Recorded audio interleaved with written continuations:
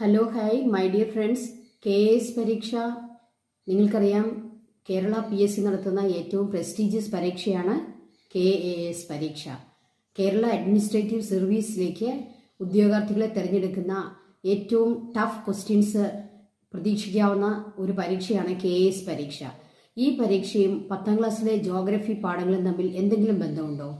തീർച്ചയായിട്ടും. ഏറ്റവും അവസാനം നടന്ന KAS പരീക്ഷയിൽ ജോഗ്രഫി 1ാം ചാപ്റ്ററിൽ നിന്നും 10ാം ക്ലാസ്സിലെ ജോഗ്രഫി 1ാം ചാപ്റ്ററിൽ നിന്നും 3 ക്വസ്റ്റ്യൻസ് വന്നിരിക്കുന്നു.